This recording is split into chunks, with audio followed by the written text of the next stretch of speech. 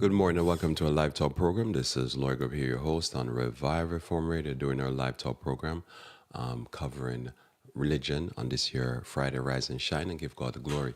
And today I'm looking at a topic. This is real life with real consequences. There are rules to this life. So welcome again and thanks for joining me here. Let us pray. Our Father, who art in heaven, I thank you for your word in this day. I pray, the Lord, you may bless us as we study together and as I share these thoughts and those who are listening. May you bless us and guide us by thy Spirit for Christ's sake. Amen. So I'm looking at this topic again, which is real life with real consequences. And there's rules to this. So this is to finish off our theme for this week, which has been why living an unreal life or a fairy tale life or a life of fantasy in fantasy land leads to great disappointment. And what I want to talk to you here about now is this concept here that when you live in fantasy land and you believe that life is like the movies, that this life will readjust you and readjust you hard and readjust you quick because there's rules to this life that must be followed. And if not followed, it'll end in debt, destruction, disease, indebtedness, divorce, depression, all the D's of this life you'll experience. And so it's important for us to recognize the rules of this life and to go along with the rules and follow the rules. When you follow the rules, you get the best result. So our main text has been in 2 Peter chapter 2, verse 1. 2 Peter chapter 2, verse 1, as we talk about the real life and the real consequences.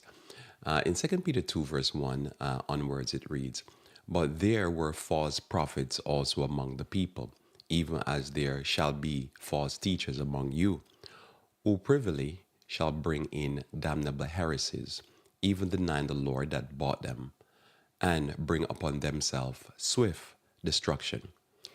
So this is part of the tapestry of life that we experience, part of the, the way life works. People, for various different reasons, will try to make fool of people and lie to them. But because the lie was told and somebody bought the lie hook, line, and sinker, it doesn't mean that it will work the way they think it is going to work. And that's been a story of life throughout history, recent history, and then when you look at sacred history or biblical history that is written in the Bible, what you find is this overarching theme that there's always somebody telling somebody a bag of lies and telling them how great it's going to be and how they're going to make money or they're going to get healthy if they just do something that's a cheat. Because normally that's what a false prophet does. He's telling you that you can get these results and you don't have to put in the hard work. You don't have to be diligent. And what end up happening is that the person followed that lie, but the end result is going to be a beatdown. And so this life, it is real. It has real consequences. And there's rules to this life. If follow, you will be blessed. So one of the rules that I think is important to go with in this life is to understand that the concept of a false teacher, false prophet, that they always be selling stuff and them always telling you that it's going to be great and you're going to have an experience that's so great. And that's one of the real quick ways to look at it, because there's the rule, you by the sweat of your brow, I'm going to go through some of this today. You eat bread, you have to put in your labor. But people want to hear fairy tales. They want to hear that, oh no, you can just go this way and it's going to end this way. And then the beatdown comes. And so over the years, I always think, that, how do you say to a person, and I've said it to people various times, they don't work like that. It's not going to work like that. Life doesn't work like that. And they believe, oh, but somebody tell me over here it's going to work like that. I'm like, oh, my best days are ahead of me. I'm like, yeah, you're about to die. So it doesn't work like that. We have to follow the rules and we'll be blessed. So notice here in verse 2, it says, "And many shall follow their pernicious ways, by reason of whom the way of truth shall be evil spoken of." So when you tell people the true way, the right way, how it's going to work, people, there's something about us that we're susceptible to hear somebody tell us, that there's, you're going to have, you're probably 50, 60 years old and there's some young man from a country far away and he's 20 years younger than you and he's going to sweep you off your feet and he's going to give you this grand experience, and you're going to be like in a fairy tale. And people fall for that all the time. And then next thing you know, they empty their bank account and they find out that it was not love, it was love of money. And then you'll have a situation where somebody tell you that you can just put your money in and you just, you send us $1,000 and then we'll send you back $2,000. And you say, and it's not that simple the way they say it, but they, set the person up and they tell the person it's going to be great, you're going to make money. And the person follow the pernicious ways and they think they're going to put in their $500 and they're going to make $50,000. And it always sounds over the top and crazy. And you say, why do people fall for that? Because there's something in us. And this is one of the rules that we observe in life. And as I say, you read it in the Bible, but even if you weren't into Bible and you just observe life, you could say, I can see that rule. I can see it working. There's something inside of us that we want something for nothing. And we want something easy. And we want to hear that, you don't have to put your 30 years in to make a career, or you don't have to get to retirement, you don't have to put your 30, 40, 50 years and all of that. And so we swallow these things hook, line, and sinker and then get robbed. And then sometimes it's only fear. They say in gambling, the house always win. Why? Because the odds are always against you, because gambling is a game of odds. And if you roll the dice, how many times, if you roll the dice 10 times, will the dice land on 5? Well, it's just on odds. It probably land on 5. If you roll it 10 times, it probably land on 5. 2 times, 3 times, even 5 times. So if it lands on 5 times, then out of 10 rolls, then you and the house, or what you call it, the house or the gambling house, is going to be, how will you say this, is you break even. Okay. But if it land on 4 times or 3 times or 2 or 1 or 0, you're broke. So the house wins because the odds are against you. The deck is stacked, so to speak. So, but somebody want to believe that they're going to go to the gambling house where the odds are against them and they're going to make $1 million with say 10,000. But there's rules to it. That's just a simple rule. But the same thing in life. There's rules to this life. And if you understand the rule, you understand why the house always win in gambling. But if you tell somebody, say, nah, it doesn't go work like that, you're going to end up broke. They'll be like, oh, no, I have a lucky hand. My hand is lucky. And I'm like, really? There's such a thing? So they follow. So there's something inside of another rule that we see in life, and we can see. Somebody could say, well, I don't believe in the Bible. Well, you don't have to believe in the Bible for some of these rules that we're going to talk about. You can just observe it. And somebody say, how you know it's true? Because the odds are always in favor of losing. it's just, everybody have a losing hand. Notice here, and through covetousness shall they with vain words make merchandise of you. So through covetousness, they will make merchandise of you. So you say, wait a minute now. Isn't this contradictory, Lloyd? They're making merchandise of me through covetousness. Are they covetous or I'm covetous? Well, both people are covetous. But the person who's running the scam know that you're covetous also. And they're going to use your covetousness to make merchandise of you so that they're going to treat you like you're a piece of, product on a store shelf. They're going to buy you and sell you. But how they going to buy and sell you? They're going to use your covetousness against you because they know you're covetous, but they're covetous also. And they're going to be the master of their game because they're going to use covetousness. So people vote, as they say, with their pocketbook. People will buy into a scam because they covet for money. People will do whatever, tell you anything you want to hear. Next thing you know, you're falling in love with somebody that's going to rip you off. And somebody say, no, well, that happened to female. What happened to male all the time? It's like a lot of males, that's what happened to them. They get scammed for the money because they think it's love. And so it's not male or female. It's just we have a problem with covetousness and we want something for nothing. You want to believe. I remember this gentleman I knew. He was probably like 65, probably 70. And I don't know if he fall in love, but he thought somebody loved him from some country. And I think it was Philippines. Yeah, Philippines. Some Filipino lady loved him. 65. She's probably like, I don't know, 35, 30. Probably the most 35. So half his age, probably. And he was already retired. I think he probably was 70, 68, past retirement. And he fell in love, I guess, or he thinks she was in love. I don't know who was in love. Next thing you know, paperwork come through. She comes to America, disappear. It's like, I'm thinking, and he seems sad. I'm thinking, man, it was a ride for a brief moment. Enjoy the ride. And then the ride came to an end and he's sad. I'm thinking, why is he sad? He really believed this was love. I mean, we all want to fall in love, right? Especially, I guess, for him, it was somebody half his age. But you see these things happen all the time, and you're thinking, why are people so deceived? They really believe that. But, and, as I said, whatever float your boat. But my topic here is this is real life with real consequence. And there's rules to this. But people will ignore those rules. As I say, go find somebody your age. He said they're broken, but he broken also. So notice here, so many shall follow their pernicious ways, by reason of whom the way of truth shall be evilly spoken. Through covetousness shall they, with vain words, make merchandise of you, whose judgment now of a long time lingereth not, and their damnation slumbereth not. So either way, there's always punishment when people con people or trick people and stuff like that. So that's another rule that we observe, and we notice that it exists. Now, whether or not I read the Bible from being a child, this is how I understand religion, and this is how I understood life. That you see somebody go down the road and they do certain things, and next you know, revenge happen, karma happen, swift beatdown happen, and this is how I know this life always worked, right? And so this is a rule you can follow, and you can take this to the bank, so to speak. This is not chances, or this is the probability of swift or later destruction happen to the person. And I've seen this over and over again from being a child to now.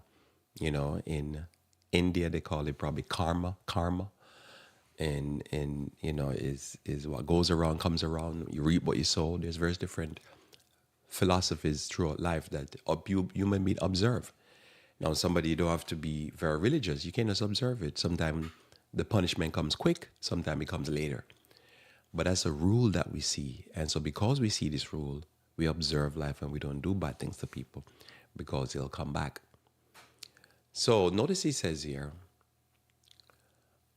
he says, for if God spared not the angels that sinned, but cast them down to hell and delivered them into chains of darkness, to be reserved unto judgment, and spare not the old world, but save Noah, the eighth person, a preacher of righteousness, bringing in the flood upon the world of the ungodly, and turning the cities of Sodom and Gomorrah into ashes, condemn them with the overthrow, making them an ensample unto those that afterward should live ungodly. So you see a person living ungodly, whatever it is, whatever rules they're breaking, and it end up bad. The thing in life is that sometimes the swift punishment comes, and sometimes it's a slow punishment. Sometimes it's a swift, sometimes it's slow. When punishment comes slow to people doing bad things, it set them up because they think they're getting away with it. So they think they're getting away with it. And so what will happen is that they'll get comfortable and they think, I'm good. And then sometimes it takes long sometimes. And then sometimes it goes fast. You've seen situation where a person do something and then they walk outside and something happened to them, car run them over. And you say, wow, that was weird. And these things happen. These are rules that we follow. And by following these rules, what we see that we understand that this life, this is real life with real consequences. And there's rules to this. Romans chapter 1, verse 18 through 20. Now notice in Romans chapter 1, verse 18 through 20, it says, for the wrath of God is revealed from heaven against all ungodliness and unrighteousness of men, who hold the truth in unrighteousness. So people who believe truth, whether the truth is something you read from the Bible, something they learn from their culture, something they observe privately in their minds, but nobody never teach them. and they'll break the rule. They go against the rule for covetousness, for hate, for whatever emotions driving the person, greed, and spite, revenge, whatever, and they break a rule. But the rule they were holding inside of them, in their head, or they observe it and they just used to pay attention to that rule and they break the rule. And they hold it in unrighteousness, but it doesn't mean that says there's no punishment coming their way because you know better. They normally say in life that if you know better, you should do better. Now notice here, because that which may be known of God is manifest in them, for God hath showed it unto them. So God showed it unto them. So somebody said, Lord, what if the person doesn't know God, doesn't believe in God, doesn't have a faith in God? It doesn't matter. I believe God revealed truths to all people. This is why a person can be totally amoral, don't care about religion, don't care about morality, but they still get depressed. They still do things that have conscience. Now, why would somebody have a conscience? Because a conscience, basically, the concept of a conscience is you know something is a rule, you broke the rule, and it bothers your head. You live with guilt. You live with this reoccurring thought that I shouldn't have done that. And yet, somebody say, is this so? Yeah, this is how God reveals these things to us. And the person knows, I shouldn't have done that. That wasn't right. Person stealing and they're rich. Think about some of the worst criminals we have in our society and in any society are some of the richest people. But they will say, oh, the person that does armed robbery is a thief. And then you say, yeah, that's true. I accept that. But also the person that would be so rich and they have so much money, but yet they're robbing the coffers of the government. And then later when you see that person is like depressed, suicidal, end up killing themselves, you say, what happened there? Because they know they're garbage. They know that they're garbage to their own conscience. Outside observers can't realize that this person is just pure trash. But they themselves in the heart of heart, it goes in their mind and know, I'm really robbing the poor. I'm just a terrible human being. And that's really what we're dealing with here. Notice here, for the invisible things of him from the creation of the world are clearly seen, being understood by the things that are made, even his eternal power and Godhead, so that they are without excuse.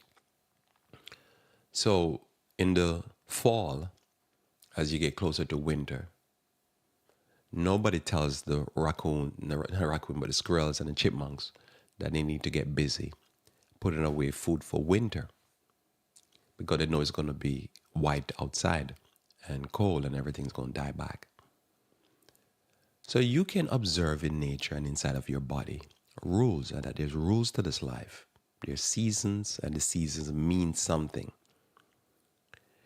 But as you observe in life, you're looking at others getting older, and then you observe that some people, like squirrels, like chipmunks, will put aside food for when they're here and their bodies get old and get silver and winter sets in. And you observe, okay, some people put aside something for, as I say, rainy day, for the time when they can't put in the heavy labor as when they used to be young. And some people put aside nothing. But for everybody, there's a rule. You can't ignore the rule because there's consequence to this. This is how life works. And so you observe the rule and you say, oh, this person didn't do anything and prepare for the winter. And this person did something and prepare for the winter, and they have a different experience. Probably there's rules to this. So this life has rules. Where do people say, oh, freedom and, all this type of craziness? People say religion, grace, and all that. Yeah, there's that. There's grace. There's mercy. But there's rules that we must observe. And if we ignore those rules, it doesn't matter if we believe in religion or not, believe in God or not. The rule is going to take control of us. We don't take control of the rule. And the rules can't be broken or can't be ignored. So that's why I'm here to tell you, you got to follow rules. And there are rules that are just observable rules that nobody have to tell you.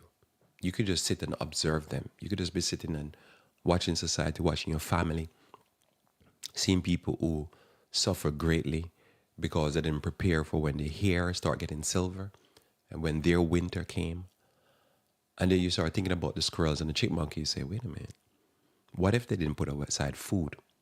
They have no intelligence like us. They just work by instinct. But what if they didn't?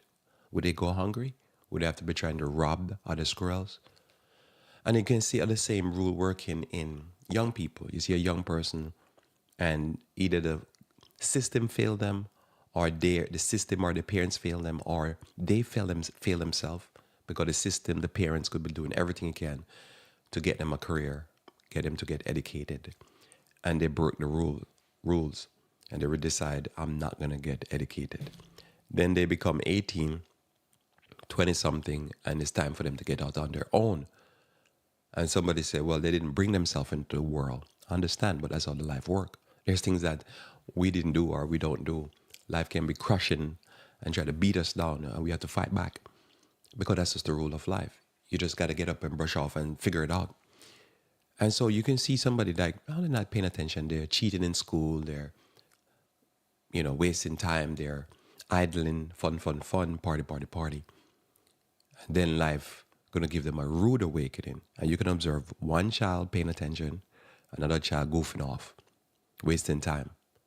And you fast forward, say 10 years later, whatever. And then you see now the beat down. And then you say, there's a rule to this. And this is how you do life because there's real consequence. But we don't like the consequence because we don't want to assume that, say, if I didn't do what I need to do, that I'm going to have grace. And there's grace. God will give us grace and give us mercy. But there are times when you read the Bible, and the Bible clearly shows us that mercy does run out. Grace does run out. God will go the extra mile with us. God will turn the other cheek, so to speak, as Christ teach. But there's a time when God says it's time to pay up. You're going to pay me now or pay me later, but you're going to pay. And this is how this life works. People sometimes wear out the patience and the grace of God, and God get to a point where it says it's time to pay. And you see this with life. And then people crash and burn because, God said, I only can delay winter for so long, but it's going to come. And sometimes it becomes gangbusters, and sometimes it comes easy. But you're going to pay. I just say, pay me now or pay me later, but you're going to pay. And so we want to be able to do life, understand the rules, and understand, as I say, that there's rules to this. And if you don't pay attention to the rules, you will suffer greatly. In Genesis chapter 1, verse 1, 2, and 3, it says, in the beginning, God created the heaven and the earth. And the earth was without form and void, and darkness was on the face of the deep. And the Spirit of God moved upon the face of the waters. And God said, let there be light, and there was light. This is important because this teaches us from the beginning that there's, in these 3 verses, that there's rules to this. Whether or not you accept it by or not, we understand that this world is designed. And you can see the design, you observe it. Your design, I'm designed. Whether or not you accept it, who designed it, this is not controvertible. The things that we see testify of the things that we don't see. So the Bible tells us that God created the heaven and the earth. And the earth was without form and void, and darkness was on the face of the deep. Now, when you read, you listen to, every now and then I'll be listening to some astronomer, somebody that works for the space, deal with space stuff. And what's always fascinating listening to them is that I almost never or rarely hear they contradict this text. And I find it very fascinating. The elements in verse 1 and 2 and 3, like this, they'll say things like background radiation. They'll say, and you say, what is that? Because notice, this is not the sun in verse 3 being created. We don't think. Most people study the Bible, they say, this is not the sun. This must be something else that when he said, make there be light. Because after he made light, he made the sun. But he just said, let there be light. Well, okay, what is that? They'll talk about the face of the deep and darkness. And they'll say like the black hole and there's darkness. They can't see and be in a point, it just seems like dark. and dark matter and all that. And all these things that they talk about, to me, when I hear them talk, I know they don't believe in God and they believe that they're God and they're evolving. But still, when I hear them talk, I always think, oh, this does sound like they're talking about Genesis chapter 1, verse 1, 2, and 3. And somebody said, so what do you see here? I see rules. There's rules. And the rules are observable. Now, whether you accept, whatever you accept, I just see, oh, whatever the Bible says, I can see the rule. I don't understand the rule per se. I don't understand what I'm seeing, but I can see it. I can observe it in human beings. I can observe it in nature. I can observe it in the celestial bodies. That the one thing this communicates to me, that there's order, there's discipline, and there's rule. There's a rule to this. Let there be light. So even when a child is born, and you start to rear the child up, the most important thing the child must learn is learning. They must learn to learn. And that they must learn that there's rules to this. All what school is a process of teaching a child's rule.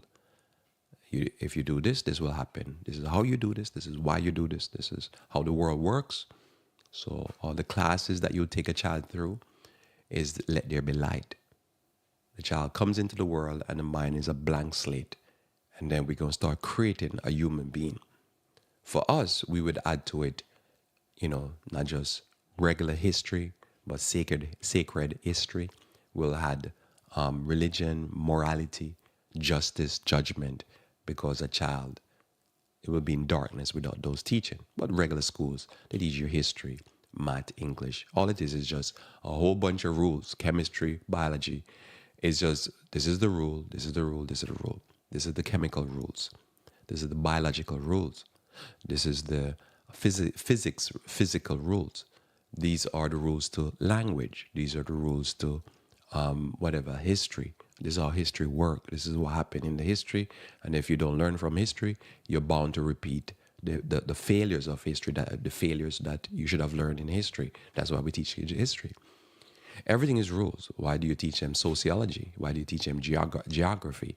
Because this is the world and this is the countries and this is how it works. Think about it. Almost all the countries that I can think of in the world, when the time of Christ, these countries still exist as countries. Even if somebody say, oh, but they're fighting wars over these borders. Sure. Except for a few countries that have been genocided. They genocide them. All these groups are still here. And even some of the groups that some people believe that were genocide in the sense of their leadership and their power was taken away. Some of these people still exist. They didn't totally kill everybody, so to speak. But when you go in the Bible, you start reading about some areas. And there's a few areas that have been genocided. But other than that, the people that were there in the past, they're still here with us, right? All the countries, you talk about Iran, well, Greece, Rome, all of that. They're still with us, right? What has changed? And some of the same characteristics of those countries still exist.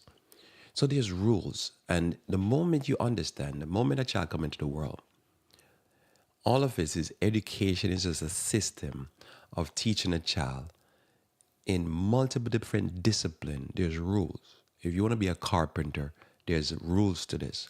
There's ways to do carpentry. If you want to be a plumber, if you want to be a welder, all of it is just one massive teaching from, before the child go to grade 1, as they say.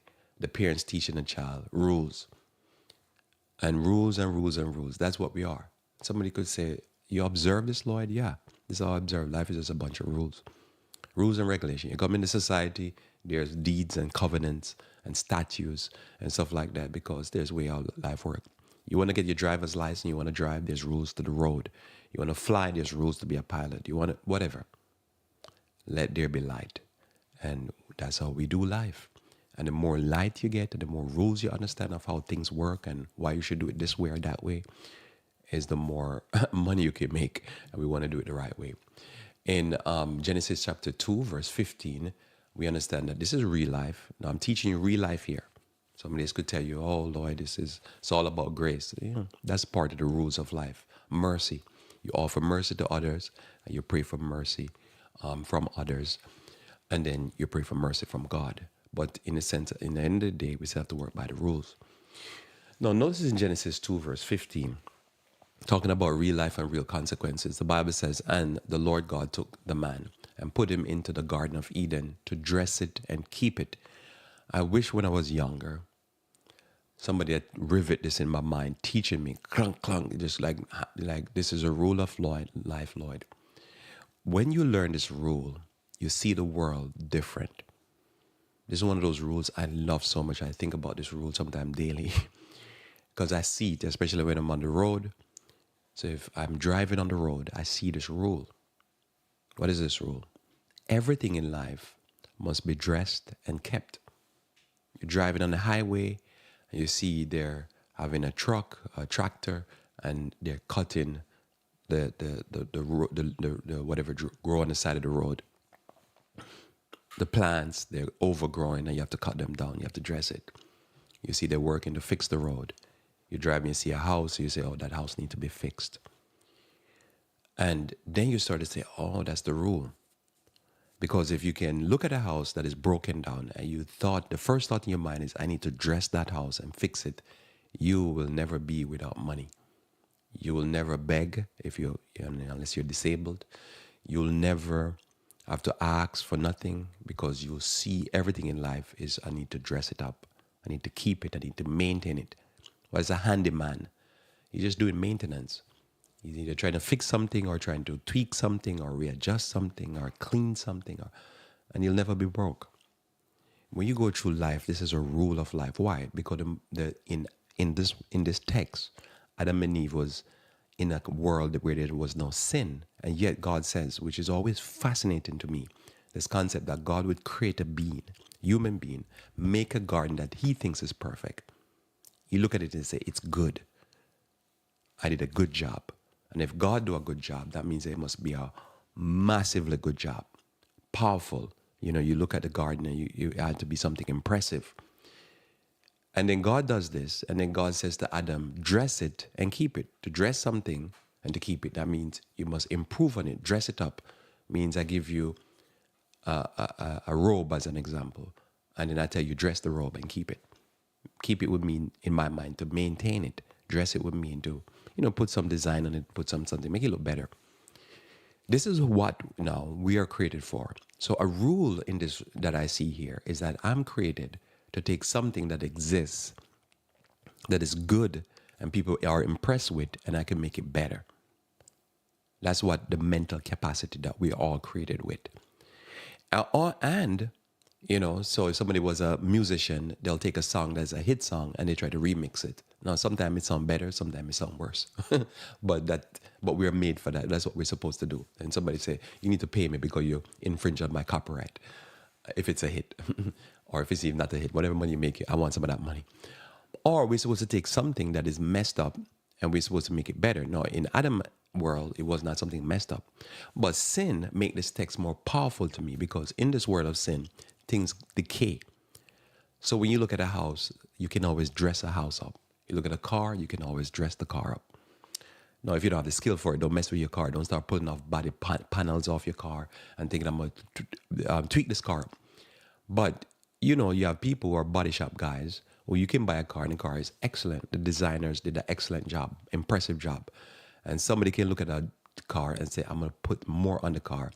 Again, similar to like music, it sometimes makes the car better and sometimes make the car worse. It don't look as good. It look like a mess.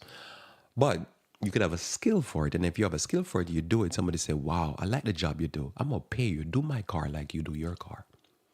And then all of a sudden the person see money. But that's what this text is telling you. We are created to make things better and to maintain things. So you could look at a house and you say, up in this house could use a paint job. What are you doing? You're maintaining it. You're not changing the design. You're just sprucing it up because it's looking faded. That's what we're doing. You do life like that, real life, real consequences. We want to do life with real principles. But when you go the opposite direction and you don't dress stuff, you don't keep stuff, no, life don't work like that. There's rules to this. And especially because of sin, there's rules to this. Another rule I want to talk to you about here is in Genesis chapter 2, verse 18. Genesis chapter 2, verse 18, because for us, we don't live in fairy tale land. We live in real life. And we get good at doing real life. This is how, to me, I'm describing to you how life works for the real. People that watch too much movies and listen too much of these crazy, reality TV program, they're not in touch with real life. We want to be able to do real life. This is real life, and this is how life works.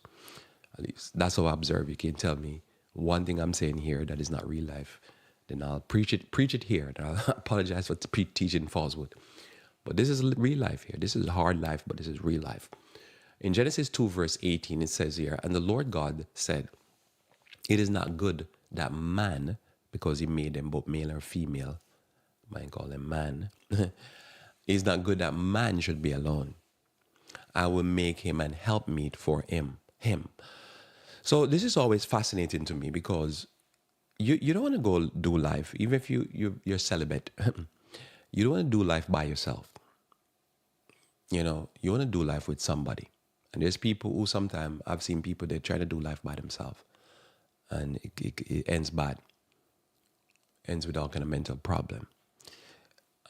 In this life, we observe this life. This is observable.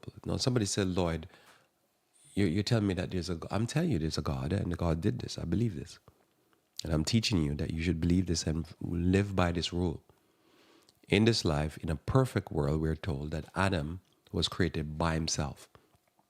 Man, the male part of God's creation. And in a perfect world, it was not good. Now, this is where we're introduced with something negative before sin. And this negative is fascinating because in a perfect world, beautiful trees, beautiful flowers, beautiful grass, beautiful mountains, rivers, streams, waterfalls, everything is beautiful. Fresh air, everything. Man, there's something that's not good. You say, so there's bad. So it seemed like here Adam was introduced to negative. And Adam could observe the negative. And Adam experienced negative without sin. That's very fascinating, right? Here's the first introduction of negative. And we observe in this life that people who don't have friends, don't have a church, don't belong to a group, it's negative. People are not married, it's negative. Because man should not be by himself. If you notice in prison, when people are hardened prisoners, and then they do crimes in the prison, they lock them in solitary. And you say, how is this a punishment? How is locking somebody in a cage? Well, locking a person in a cage is punishment in itself. And then locking them in a cage where they don't touch you, maybe talk to you, maybe they're in the cage for 23 hours, it's a punishment. And somebody say, can I observe this? Yeah, just go online and watch videos. I make people go mentally ill. It can drive the person crazy. It's punishment. And somebody said, but the person is not feeling physical pain. Well, that's what Paul says. The invisible things testify of the visible things are testifies of the invisible. But feeling mental pain is not something you can see, but you can observe and you can feel it. So we say there's rules to this. You don't want to live life by yourself. And even if somebody said, well, I'm celibate, I don't really want a relationship. Then I say, okay, but you have some friends, right? Belong to a church, belong to a group. Deal with people. Your life will be much better. Because if Adam experienced negative in a positive world, and we're in a negative world, how much more we need people? Do real life. Have friends. Have people that you can talk to. I'm telling you, one of my friends told me that somebody told him one day that the mouth is the exhaust for the brain. Talk. When you talk, you're just relieving pressure. And so find somebody to talk to. You don't have to solve any problem. Sometimes you don't even talk about problems. And that's one of the rules too. Sometimes you talk about problems. Sometimes you just talk about whatever. And talk about the squirrels and the chipmunks and what they're doing. You know what you do just by talking to somebody. It just feels better. Doesn't it feel better talking to somebody? It's part of life. It's the rule to life. In Genesis chapter 3, verse 16 through 19, notice it says here, these are rules to life that you can observe. Somebody said, Lord, you sure? I'll tell you, observe life and you see everything I'm going to read to you here next is observable. And you just need to work with these things. Dress it and keep it. Unto the woman he said, I will greatly multiply thy sorrows and thy conceptions, and in sorrow shalt thou bring forth children, and thy desire shall be to thy husband, and he shall rule over thee. Let me ask you this. Have you ever seen this rule not carried out? Even homosexual relationships, they duplicate this rule, which is fascinating. I don't understand what's going on there. I do, but I don't accept it. But have you noticed that even homosexual relationship, they multiple. You're like, who the guy? Two women, and you say, who the man? And they say, oh, she, or him is the woman. And you're like, oh, that's fascinating. In sorrow shalt thou bring forth children. Have you observed this? Can you observe this? Right? So there's rules to this. And you must observe the rule and you must work. Because remember, any rule that God put at the cross, you've seen preachers tell you that, oh, we're in the kingdom of grace and Jesus died on the cross and all rules are destroyed. And you say, is the rule in Genesis 3:16 destroyed?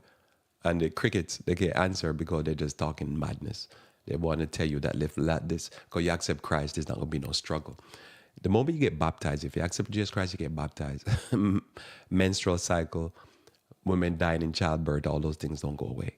They're just talking madness and lies, and they're preaching false doctrines. None of those rules goes away. And the next rule here, and unto Adam he says, because thou hast hearkened unto the voice of thy wife, and hast eaten of the tree of which I commanded thee, saying, thou shalt not eat of it. Curse is the ground for thy sake, and in sorrow thou shalt eat of it all the days of thy life. Curse is the ground for thy sake, and in sorrow you could retire, and then people trying to rip you off. Life becomes hard. In this life, what you have to know is that you work until you die. Somebody say, what are you talking about, Lord? Everything is work. Even in retirement, you have work to do. You have a house to maintain. Somebody say, you buy a house, and they seem like you buy a maintenance, something to maintain. Yeah. And if you're not paying, you're paying taxes, and oh man, it's unbelievable, this life. By the sweat of your brow, if you can do this. So somebody say, Lord, but I can't work until I'm 70, 80. Yeah, if you don't take care of your body. But this is one incentive that we take care of our body. Because again, the rule is there. It doesn't mean that we don't use our brain and our intelligence to figure out how to deal with this rule. But in this life, we work all the days of our lives. We always have to do something to labor. As a matter of fact, we're built to work because God, we're made in His image, and we can observe that rule that human beings are made to work. You don't do, remember, a big satisfaction we get in life is just seeing a completed project or working through a project. It brings us satisfaction. Don't you feel satisfied? And it's hard to explain that satisfaction. Satisfaction is just, what is satisfaction? It's just a feeling you get of mission accomplished, job well done. And you do something, you're like, oh man, that's great. And be like that, you feel good. It's a satisfying thing that is hard, as I say, it's hard to explain, but you know what I'm talking about. One day I'm going to talk about that. Satisfaction. So we just don't work because we need to eat. In Adam and Eve work, it was pleasant work, and they'll feel good. You make something, you look at it, you say, oh man, that was good. I like how I designed that, like how I laid that out. Work well done, job well done. It gives us purpose in life, and it makes us feel good about ourselves and good about life. And just bring joy to life. But then part of it now, because of sin, we have to sweat. You will never break that rule. That's life. Thorns also and thistles shall it bring forth to thee, and thou shalt eat the herb of the field. So this is a rule in life that, as I say, you will die. You have all kind of disease if you don't take herbs, eat salad, eat greens, kale, lettuce, collard greens. Our bodies need the healing, because of sin, the healing elements of the plants. And also our body needs the chlorophyll from the plants. The chlorophyll is what is similar to the blood of the plants, and the blood of ourselves is, one is red and one is green. But what we need is chlorophyll. So we need it especially to build up our blood. And then we need things like beet and stuff like that help in a super way build up our blood. So we need this, and we need greens. And notice again, we need to sweat. These are rules that are observable. And then the more you observe these rules, as I say, from your born to now, you're just learning rules. And the more the rules you learn, the more you can observe these rules, the better your life. And you get older, we study the Bible, more rules, statutes, judgments, laws, commandments. You'll be like, rules, social rules. moral rules. You'll be like, there's so much rules to this life. And the more you get to this mindset where you receive commandments, statutes, rules, judgment, precepts, it's the better your life is. So here we find that this herb, you have to eat herb. The herbs are for the healing of the nation. Do we need healing? Yes. In the sweat of thy face thou shalt eat bread. Observe the rule. People cheat, steal, rob, whatever. No, not going to work. Unless you're disabled, there's no need for you to beg or ask to eat bread. Notice it says, till thou return to the ground. So it says we work until we die. And we believe in this principle. We can observe this principle. I've even noticed there's people, and somebody say, well, this is an observation. I'm not saying this is 100% the rule. But I've even noticed there's people who, shortly after retirement, they drop dead. They just kick the bucket. You know, they're one day standing in front of a bucket and they go backwards and kick the bucket forward and they kick the bucket. Have you ever noticed that? And you say, why is it that the person, why didn't die on the work? Why did die just after retirement? And, you know, I was reading an article a few weeks ago. They were talking about this. The article started talking about this idea of that men, after their retirement, often become very lonely and live by themselves. And they were interviewing a doctor. And this doctor was saying that he used to have a practice with how many people, I don't know, he say hundreds or thousands. And he used to be, you know, dealing with staff, blah, blah. And then he retired and he found himself by himself. Because what happens, sometimes people don't build social networks outside of work. And then life becomes very lonely and very sad. You don't be like that. Yeah, you do life and you do life until you drop dead. That means you have to work until you die. But, you know, you have to have something that is keeping you busy. So in the sweat of thy face thou shalt eat bread till thou return to the ground. For out of it was thou taken, for dust thou art, and unto dust thou shalt return. So until we go back to dust, we just keep at it. Keep taking care of our business. In Proverbs chapter 22, verse 22, we have another principle here that we follow. Notice here in Proverbs 22, it says, rob not the poor because he is poor, neither oppress the afflicted in the gate. So this is another rule that I observe, and that's my topic here, that we, there's rules to this. This is real life with real consequence and with real rules to this life. What are rules to this life? You observe, I read it in the Bible, but I can see it, and I've seen this from being a child, that people who oppress the poor, the fatherless, the widow, the stranger, they're cursed, and they always backfire. So we sit comfortable, we see certain development in society. We don't sit comfortable, we sit uncomfortable, but we know it's not going to work. And this is one of the things that I've noticed in Christianity, especially Western Christianity. Western Christianity, it seems, ignore this principle. And I'm not taught their members, those who go to church. Because I understand secular people, they believe they evolve, so they believe they need to dominate and kill the weak. So I get that. But at least when you come in the Christian church, you're supposed to be taught this rule. But I don't think I've ever heard a pastor preach this. Probably somebody out there preach it. I just never heard them. And yet they're not taught that says, whether or not you're a Christian or not, you believe in God. This text is absolutely important to know, because there's going to be consequence. And that whoever is aggressive, I don't care, in our secular world, they're Democrat or Republican, they're left, right, they're liberal, conservative. Bible didn't say that about nationalism and blah, blah. The Bible does say, don't do this. If you do this, now verse 23, for the Lord will plead their cause. Not I ain't going to plead their cause. God will plead their cause and spoil, that means rob, the soul of those that spoil them. So they rob the poor, God said, I'm going to rob you back.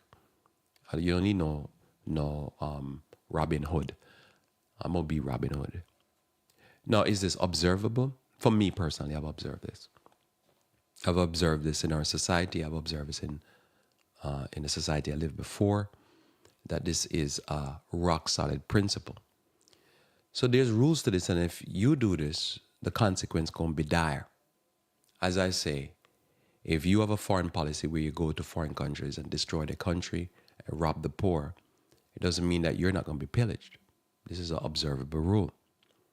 If you go and flood for whatever foreign policy reason, flood your like say poor people community with drugs, your community will be flooded with drugs, and your children will die literally, as we have in this big die-off going on. Because there's rules to this, and you can observe it. And over the years, this has been my process, try to observe. Can I see this rule? Because the Bible says the things that are seen, you can observe the invisible and the internal power of God. Now, God says, He will repay, He vengeance, He payback for when people do things to people who they can't fight against. So I say, okay, can I observe that?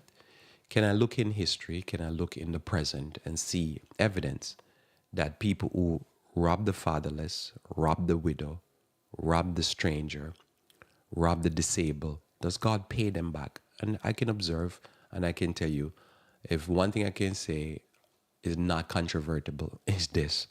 You cannot controvert. You can go against somebody else saying this, but you can't go against me because the evidence is there and I've delivered the evidence here for you over and over again. And someone says, oh, but. There's no but. I don't care if a person is a billionaire, multi-billionaire, could get to a trillionaire. It don't matter. The Bible is very clear.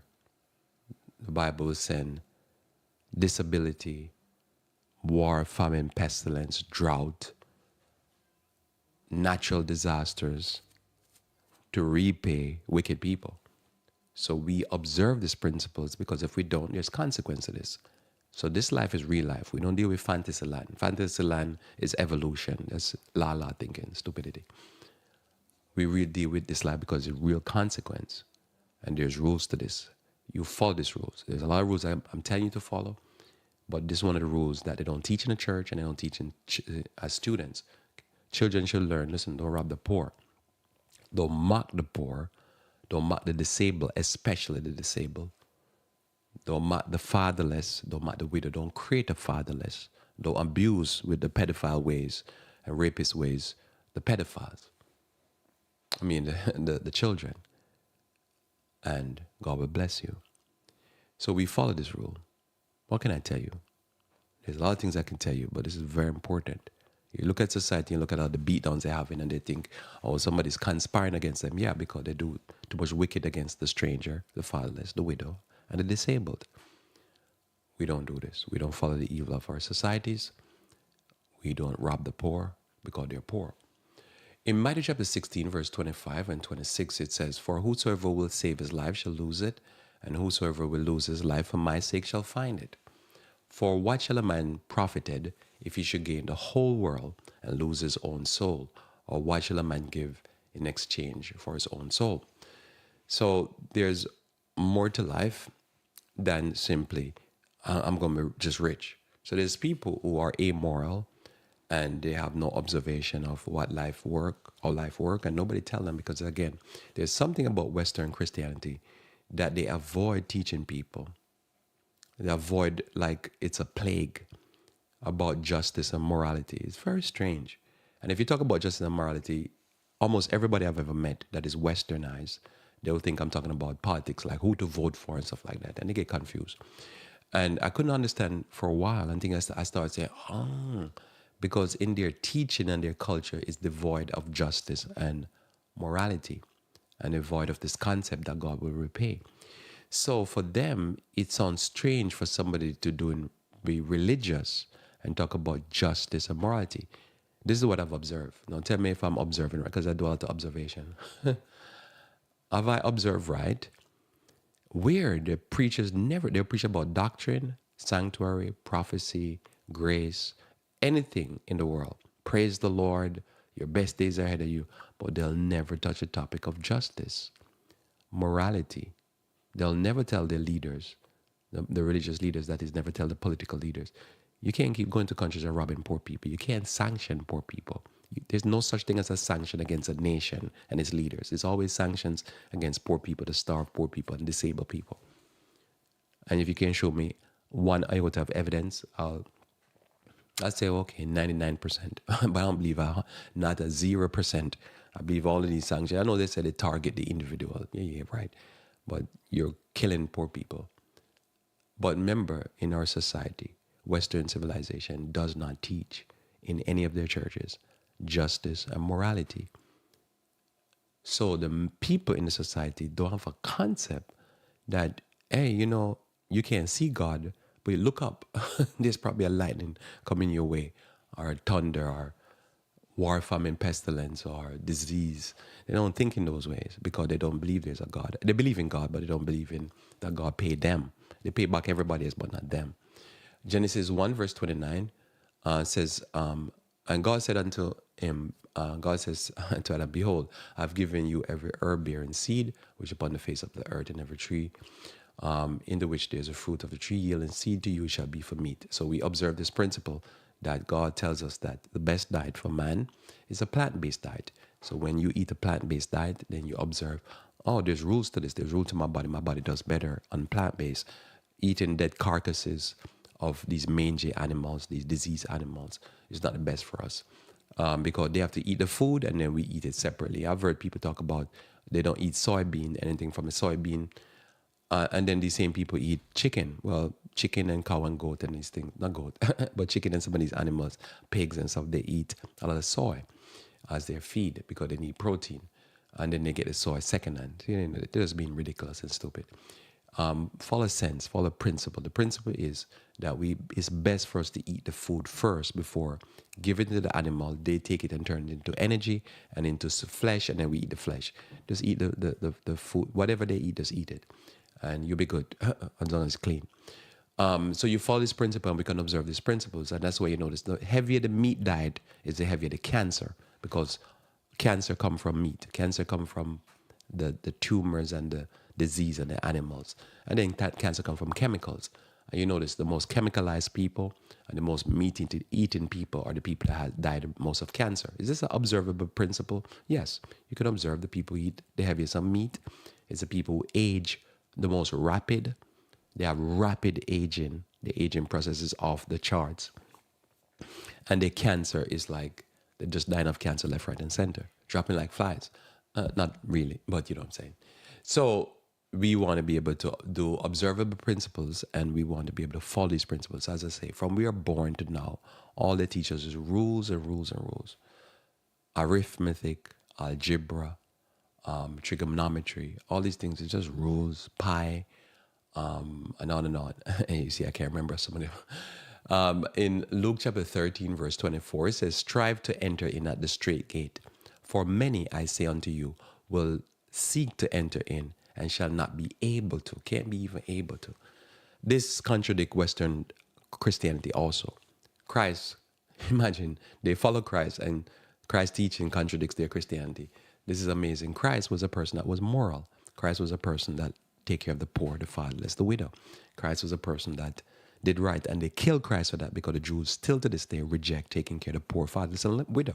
Somebody said, Lloyd, how do you observe that? Well, go read your news. What do you see the Jews doing? Just bombing poor people and those that are oppressed. And they oppress poor people. And who do they join with? Western civilization. And they're doing this and they now see, oh, that's a rejection of Jesus. It's because Jesus was killed because the Jews didn't like his method. His method was to witness to the Samaritan. They hate the Samaritans. Christ's method was to feed the people, teach the people, heal the people. And they said, no, you need to die. So Western civilization is not getting it that Christianity is not some doctrines and some whatever. Christianity is about being kind, being loving, looking out for those that are strangers, looking out for the foreigner. They hate the foreigner. So we observe this. This is observable. And so that's why you see all this curse, but they keep thinking the curse is a conspiracy from the government and from the secret societies. And no, you curse because there's a God. God is against wickedness. I don't care who you are because God is not prejudiced. Genesis again, so strive to enter in. So as he said, many will not enter in because you're just not going to be able to. You can see why. Because most people can't deal in morality. Most people can't deal in rules. Most people like a loosey-goosey lifestyle. And it doesn't work. So we read Philippians to close. It says, finally, brethren, whatsoever things are true, because we're dealing with real life here, whatsoever things are honest, whatsoever things are just, whatsoever things are pure, whatsoever things that are lovely, whatsoever things that are for good report. If there be any virtue, that means any quality of character in it. If there be any praise, think on these things. So we want to always think on what's real and get ourselves grounded because we're dealing with real life. When we do this, God will bless us. This is how we need to walk. And we get rid of all the fairy tales and stuff in our lives. Let us pray. Our Father who art in heaven, I thank you for your word in this day. I pray the Lord, you may continue to bless us, dear Lord, that we might be people of the word, people that follow your commandments and your laws and rules, both natural and physical and social. May you bless us towards this end, we pray for Christ's sake. Amen. Well, thanks for being with me here on Revive Reform Radio. Looking forward to talking to you again live Monday when we should talk about motivation. Until then, I pray that you may continue to walk with the King.